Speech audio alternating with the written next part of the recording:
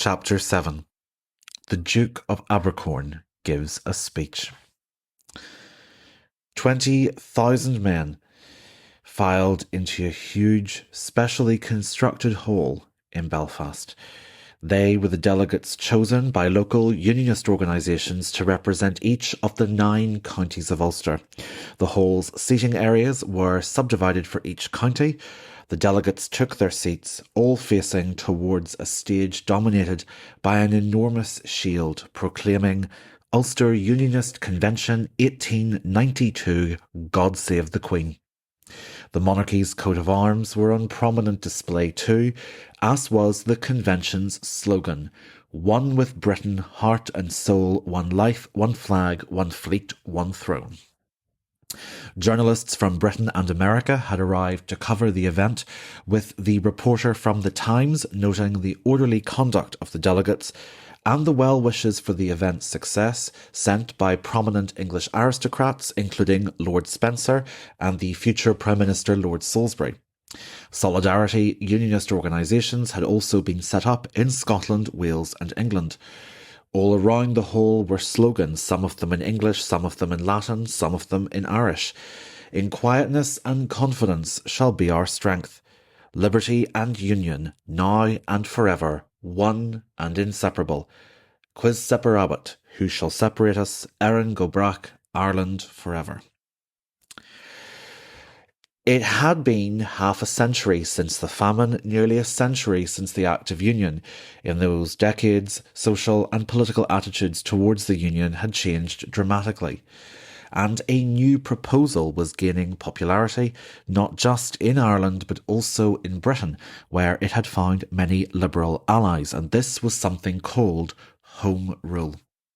Home Rule is often mistaken to mean full Irish independence, and the phrases are used interchangeably, but incorrectly, because that's not what Home Rule was. It was not a Republican ideology. And Home Rule got its initial idea for what Ireland's future could be from a very unlikely source: Imperial Austria. The Austrian Empire sprawled across Central Europe, with Vienna as its capital city, and Austria occupying a position broadly comparable to England's position within the United Kingdom. This was resented by many of the people in Hungary in much the same way as many Irish people resented English dominance within the Union. Hungarian nationalists found an unexpected ally at the heart of the empire when their Emperor Franz Josef married the Bavarian Princess Elizabeth, who found that she much preferred the people and culture of Hungary more than she did to life in Austria. Emboldened by the Empress's support for their cause and by continuing populist enthusiasm in Hungary, in 1867 Hungarian nationalism won a major victory when the Emperor passed into law something called the Ausgleich. The Austrian Empire ceased to exist as it was rebranded the Austro-Hungarian Empire. The two countries henceforth holding parity of esteem, legal and political equality to one another. They would continue to be united by the same monarchy and by the same foreign policy, but for everything else there would be one parliament that met in Vienna and another which met in the Hungarian capital city of Budapest. The Vienna parliament would decide and debate on local laws for Austria and the rest of the empire, while the Budapest parliament would decide on local laws pertaining to the Kingdom of Hungary.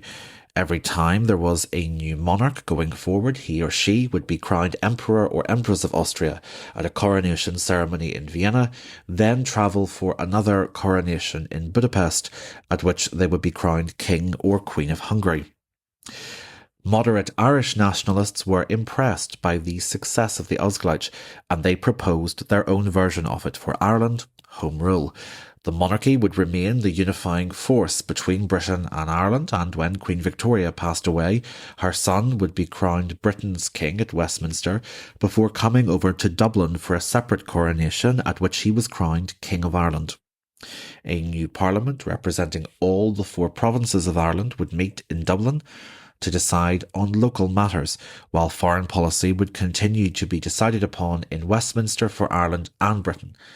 Unlike the Dublin Parliament of the previous century, all Irish men, still only men, regardless of their religion or their wealth, would have the vote. This proposal for Home Rule was very popular in the southern three provinces of Ireland, although some Republicans felt very strongly that it didn't go far enough.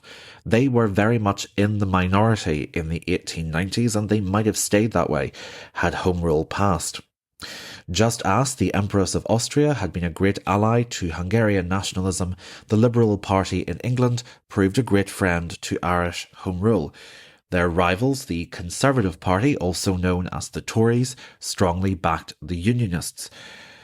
In contrast, however, to the rising enthusiasm for Home Rule, Irish unionism was demographically very weak in southern and western Ireland, where, on a good day, it could count on the support of about 15% of the population, nearly all of whom were members of the upper or upper middle class, as shown by the membership for southern unionist organisations like the Irish Unionist Alliance or the Irish Patriotic and Loyal Union. In the north, however, in Ulster, support for the union hovered at around 70%.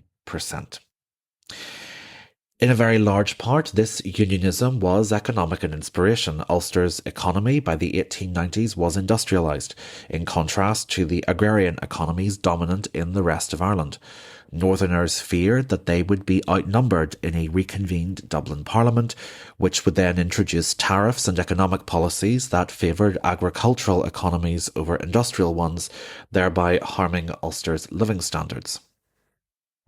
This was also undeniably an era of intense patriotism, with widespread belief in the special or unique nature of Britain in world history. And there were many in the north, especially in Belfast, who feared that Home Rule would mean them losing their civil and legal liberties as British citizens. Others feared that Ireland's answer to the Ausgleich would lead down the line to the empire disintegrating and the UK falling apart. Finally, there was unquestionably an element of sectarian or religious divisions here, not quite as strong as they were to become in later generations. But by the 1890s, it was accurate to a degree that the exception proves the rule, that Protestants were more likely to be Unionists, also known as Loyalists, while Catholics were more likely to be Home Rulers, also known as Nationalists. The Catholic Church had become an integral part of sustaining and organising rural nationalism, and some prominent earlier nationalist leaders had liaised with the Church to help coordinate major public demonstrations in favour of the cause. Anti-Catholic sectarianism was potent in many parts of the north of Ireland, but even some moderate Irish Protestants worried about the seeming dominance of the Catholic hierarchy within nationalist politics. Along with favouring economic policies for the South, would a new Dublin Parliament also favour a Catholic educational agenda or prioritise Catholicism as a special status or superior religion in Ireland over Protestantism? This particular fear led to Home Rule being mockingly nicknamed Rome Rule. What marked the Belfast Convention of 1892 as especially significant for historians was that it showcases all of those tendencies. It also marked a moment, I would argue, at which we can see unionism pivoting. The Northern Unionists knew in their hearts, even if they weren't quite yet prepared to admit it in their speeches, that if it came to it, unionism could survive with its numbers in the north, but trying to maintain it in the south was becoming impossible to the point of lunatic. The main Home Rule party, the Irish Parliamentary Party, with their alliance with the Liberals, had already proved themselves politically effective and popular with southern voters. Unionists in the north began to ask themselves, discreetly at this stage, was the best answer one day going to be to split Ireland into a north that stayed in the Union and a south that had its own Home Rule Parliament?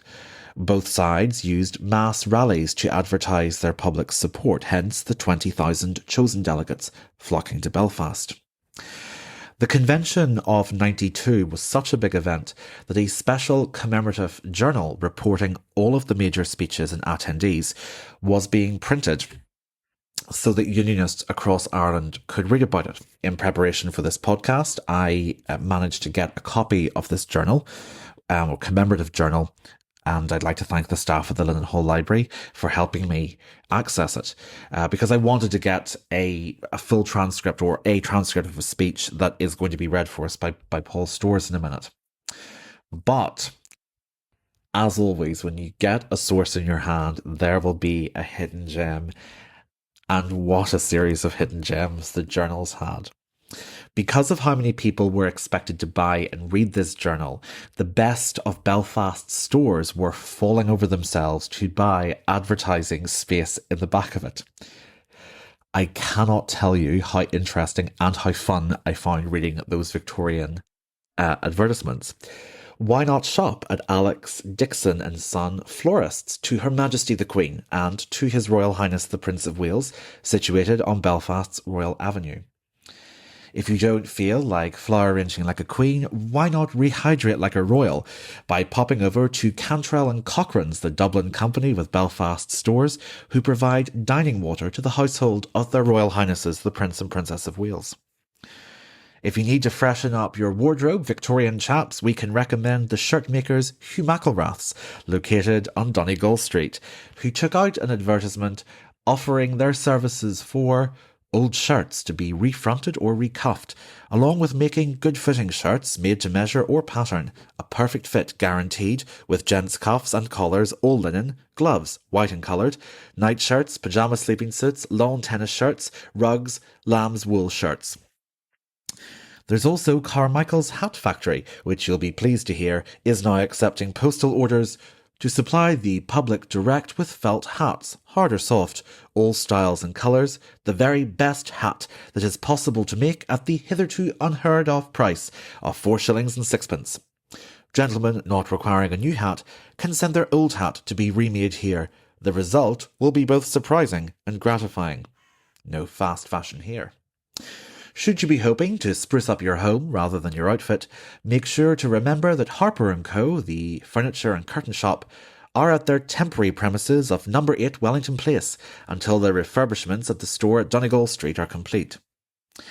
Now, of course, what Belfast advertisement for the well-to-do and the hoping to do well would be complete without the city's most prestigious department store, located in the very centre of the city, Robinson and Cleaver, where Malone and monarchy meet.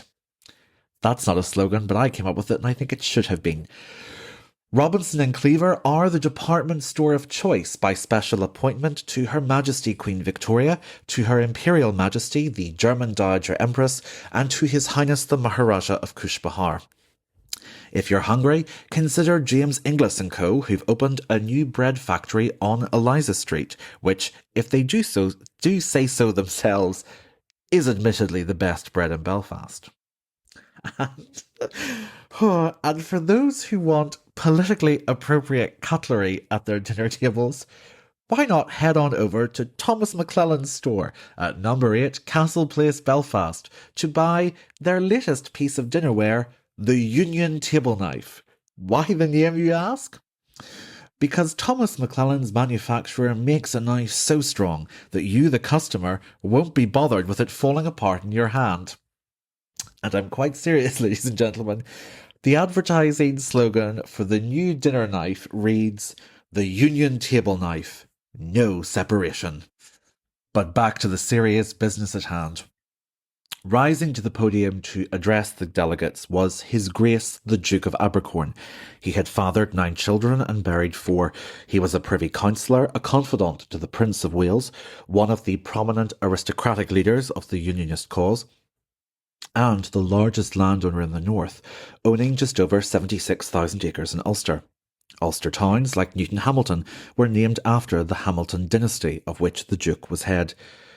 The Duke of Abercorn was a unionist to his core, but he knew that the aristocracy now had to share the platform, as Northern unionism was increasingly vigorous thanks to its middle and working class leaders and supporters. Even in this bastion of conservatism, populism was now a vital part of politics. It's also worth noting that accents of aristocracy had changed. An accent called received pronunciation, or RP, had developed. It's often mistakenly called an English accent. In fact, it was a sociolect, which all aristocrats were taught at their boarding schools or by their governesses. So an Irish duke, a Scottish marquis, a Welsh earl, an English viscount, they would all have had roughly the same accent by 1892. And so Paul Storrs, the actor playing the Duke, uses RP in this extract from the Duke's speech to the Convention of 1892. Men of Ulster, can anyone within this pavilion who does not possess a heart of stone be unaffected by the magnificent sight that presents itself? A sight unique in the history of political meetings in this country. It is a grand demonstration, vast in its extent, solemn in its nature. And it is all the more important for the fact that you are not only here in such great numbers yourselves, but as delegates you represent hundreds of thousands of others living in Ulster. It is needless for me to express how deeply honored I feel at being permitted to preside here today. For it is not often that a man has the privilege of presiding over 20,000 of his fellow countrymen. Indeed, everyone present in this hall must experience feelings of emotion and pride from the consciousness that the motive that has brought us here today is actuated by love of our country, of our families, of our homes, and of our religion, and above all, by the determination to live as hitherto we have done in this country, as an integral portion of Her Majesty's subjects. Now, this demonstration is an indignant protest against the policy pursued towards us. We are on the eve, men of Ulster, of a great political crisis in our history. A great danger threatens us and is hanging over our heads. The loss of civil and religious liberty threatens us if the policy of our opponents is carried into effect. Our first care must be to prevent the British electorate from any longer being misled in regards the loyal men of Ulster, Protestant and Catholic, who are being misrepresented by statements put forward by politicians eager for power, and blind to every other consideration, even the future prosperity of this great kingdom. We are determined to show our English and Scotch friends that the name of Ulster is not a sham, but a reality. That the people who have inhabited it for centuries are determined to live under the same laws, to enjoy the same liberties and privileges as the rest of the inhabitants of the British Isles, and not to be subject to different treatment at the hands of a hostile majority. Our opponents, no doubt, will say, and in fact, the nationalist press have already been endeavouring to spread the claim, that this event is an Orange Order demonstration. It is not so. The object of its organization is to work against a policy of Home Rule that must sap the foundations of society and bring chaos and destruction where formerly peace and prosperity reigned. Is the intelligence, the skill, the hard-wrought labour of Ulster to be utterly ignored for the furthering of a wild and impossible theory? Our towns are alive with many industries. Our ports send vessels laden with manufacturers to every land. Our shipbuilders are adding yearly to the commercial navies of the world. These are things that can only be achieved by the strong and the self-reliant. Such are the men who proclaim today that their prosperity and liberties must not be jeopardized by the rash experiments of party politicians. A critical period is before us. So, above all, we must have reliance in ourselves. There are many subjects on which the men in this hall differ. I see standing before me stubborn Tory and sturdy Radical. yet standing side by side to save the Union. On this one burning, vital question, we are united. You are fighting for home, for liberty, for everything that makes life dear to you, that makes life worth having. You are indebted for the rights that you now enjoy to the determination of your ancestors. We are resolved to hand them down unweakened and undiminished to our sons. Men of the North, once more I say, we will not have home rule. As one of the largest British flags ever made unfurled over the convention centre, the sounds of the national anthem began to ring from 20,000 throats. Although the Duke of Abercorn had tried to dance round it as much as he could in his speech, it's no wonder that Southern Unionists saw the Belfast Unionist Convention of 1892 as a betrayal. For they realised that the Unionist men and women of the North were committed, as they put it, heart and soul, to remaining fully citizens of the United Kingdom with or without the Southern Irish counties, with Belfast